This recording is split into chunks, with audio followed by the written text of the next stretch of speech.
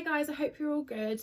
If you watched my previous video, my Bali video recommendations part 1, just click up here if you've not seen it yet because you need to watch it first. I decided when I was editing this that it was so long that I decided to make it into 2 videos. So this is going to be part 2. So in this video it's going to have Ubud, GILIT, Nusa Penida and then back to Legian. As always, comment, like, subscribe, it really helps me out and I really hope you enjoy the part 2 of my Bali recommendations. Thank you. Then next on our journey we decided to go inland to Ubud. Now just want to make everyone aware that traveling around in Bali is so easy. Like, James's phone worked because in some countries it does, or some it doesn't, and it worked there. Mine doesn't because it's just not that good. But anyway, we decided to get Grab. Grab is like the Uber for over there. It's not allowed in some places but it's allowed in others. So they do bikes, so like sometimes we got a moped like round, obviously only one on each bike, or they do the kind of like taxis. So we got a Grab from Canggu to Ubud, which took about an hour, but it was fine. Like, it was so cheap. Like, it was about 45k I think, which really isn't that much. It's like £6 or £7, like nothing. We stayed in this gorgeous like honeymoon style tiny little villas just outside, about 10 minutes out of Ubud, and it was surrounded by rice fields. Like, I think it was called Serenity Villas and it was just serene. Like, I'll put a video in, like we had literally a house, like it was mental. It was so good though. One thing I would say about Ubud, there are loads of luxurious hotels there but it is expensive. I think we didn't do it, but like it'd be good for like the spas. I think they'd be really nice there. I also, when we were in Ubud, got really ill. I got my lashes done in Seminyak and the lady had a cold and I just got that like really bad because obviously she's like this far from my face, which anyway, annoying. So it was nice to be able to just kind of have a nice place to just die and just feel sorry for myself because I took a few days off. We were there for 4 nights. I feel like you do not need that. You could even do it as a day trip if you want to do the kind of tours. So for the tours, we found a tour guide. Quite a lot, if you like post in Bali, they'll like comment on your pictures being like, oh, we do tours, blah blah blah. So that's how we found ours, and he was called Andrew Bali Tour. He was a lovely guy, kind of asked us beforehand where we wanted to go. I think it was about 500k for us both for the day, but then there was other things like the Bali swing, I'll go on to that, where we had to pay extra. But it was fun. We went to some waterfalls. Right, I'm going to butcher this name. We went to the Teganungan and Canto Lampo, I think, waterfalls, which was really nice to see, really pretty. The Teganungan, oh my god, that walk. In the heat of the day as well, oh my god, so many steps. Going back up was interesting, but we did it. It was great. And then he took us to the Bali swing. I feel like the Bali swing we should talk about. I expected it to be different. Literally, you're taken to like this cliff and there's different companies and they do different swings. The one we went to was called the Bali swing, so you just pay, I can't remember how much it was, but it was quite expensive. I think it was 250k each to go in, and you can go on as many swings, like as many times as you want. There was even places you could like rent dresses, like if you want the picture with the big flowing trail, like different lengths. Like I think you could get like 30k, you could rent like the one with the massive tail, 10k a shorter one. But I was like, okay, no, maybe not. I don't know, like the pictures are good, and it's worth doing, I guess, but it was just really not what I expected it to be at all. Also, I thought it'd be over some rice fields, and we did later go to the rice fields and there was swings there, so I think that's where I got that from. But with those you had to pay 150, 200k just for one swing, like, so I don't know, it's worth doing, like, but it wasn't what I expected at all. We also did the coffee tasting, which there's special coffee out there which literally comes from poo, from what they call Luat, something like that, comes from their poo. And we tasted all these coffees, and that was probably my favourite thing to do. I don't drink coffee, like it makes me feel sick, but like these were really nice. it was really fun tasting them on the teas. I like tea, so that was good.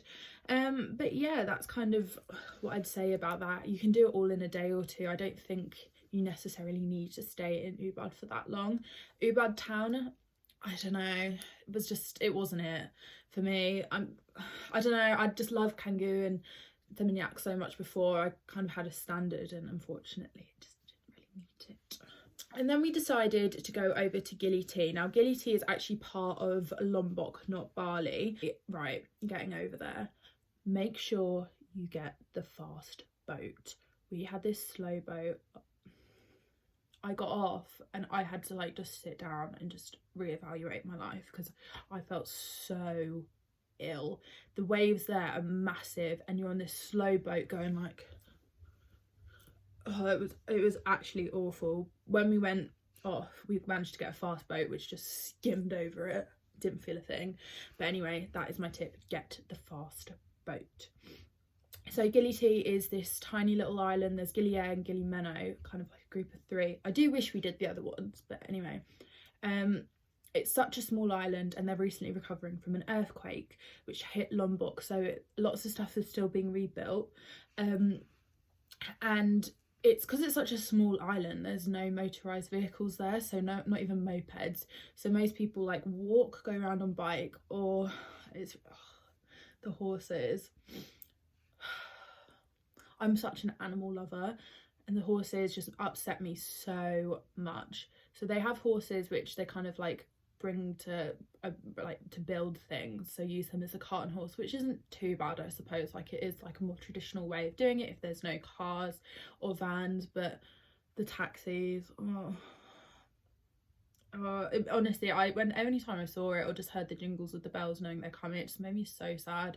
These horses apparently are caught from Lombok, the wild horses, into a hull, and they're just put in a hull and they're just left there to kind of starve and get weak, so they just do anything they're told. And I think their lifespan's like 2 years. And they're just left in this sun. It's just so sad. Like anyone that got on them, we were like, what are you doing? Like, do not fund this. It's animal cruelty. These horses are foaming at the mouth. It's so sad. But anyway, on a more positive note, so GILIT is a really small island. You can bike around in literally an hour. The side where everything is, there's loads of restaurants on the beach, which was really nice. We really enjoyed that. And on the other side, there's more beach bars, but kind of more spread out, and they're just in the same place to watch the sunset. So we went to Exile and there's swings there. We didn't get a picture, which I'm quite annoyed about, but like the sunset with the night we went wasn't that great, which is annoying. But anyway, like with any of these things, there's always tours, and GILIT being an island, like a tiny island, there's loads of boat tours. We decided, because in Thailand we've done a few snorkeling trips, that we didn't want to pay to do it, like to go out there. But James decided one day when we were just chilling on the beach that he wanted to go snorkeling just out on like from the beach. So he went and rented a snorkel, because there's loads of diving places just along the beach where you can rent them from. And he comes back and he's like, I've seen a turtle. I was like, oh, okay. Funny story about GILIT. I was like, I can't go in, I've not washed my hair. It's not hair washing night. And James was like fuming at me, but I managed to snorkel out, see these turtles and not get my hair wet. I know.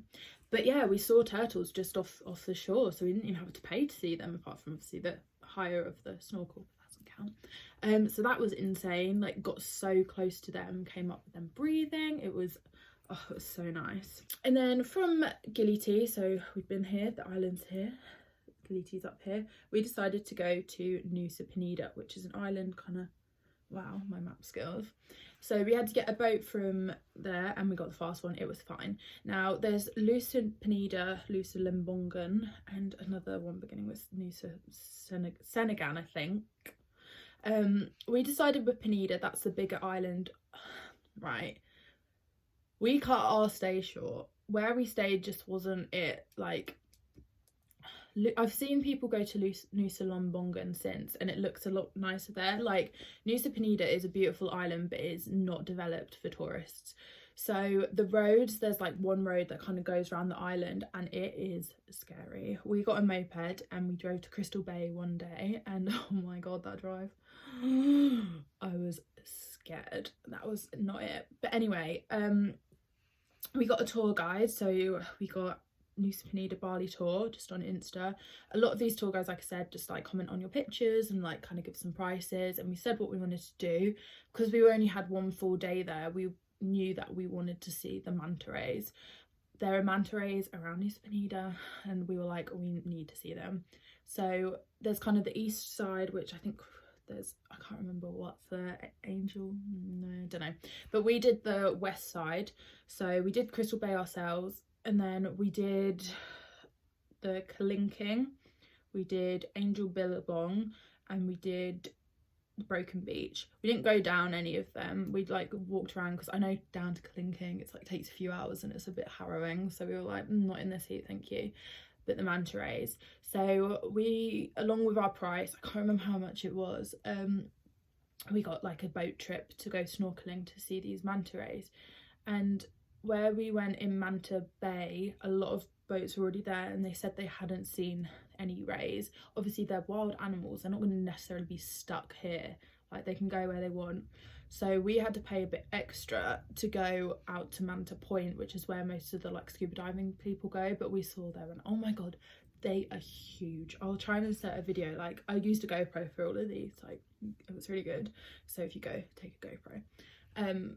But yeah, they were massive, but the water there is freezing, and I'm not the strongest swimmer, and there was a lot of people, but it was worth it to see these rays.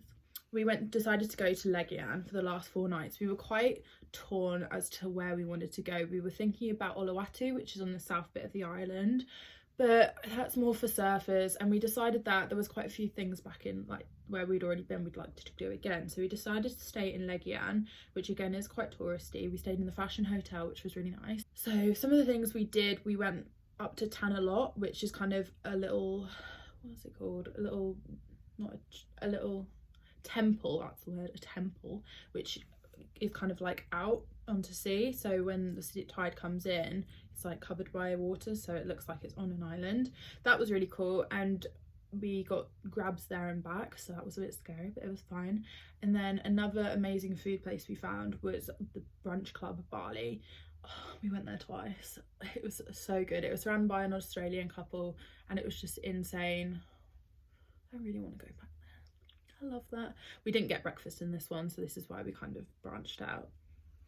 We went back to Strawberry Fields again, which was just an insane way to end. We also spent a day at the Hard Rock Hotel, because we thought that was like a more beachy club. It was good, but there was a lot of children. We didn't realise there'd be quite as many children there, and like we're not the biggest children fans, but like we still had a fun day. Like, it was fun. Hard Rock's always got nice food. So that was my Bali recommendation. Sorry that I've whittled on for God knows how long. I just wanted to be thorough, and if anyone needs help on like where to go, what to do in Bali, I mean, these are all my opinions. People might disagree, which is fine. But yeah, I hope you enjoyed this video. Please comment, like, subscribe, turn the post notifications on. It really helps me. The Thailand guide will be coming soon as well. So thank you for watching, and have a lovely day. Bye.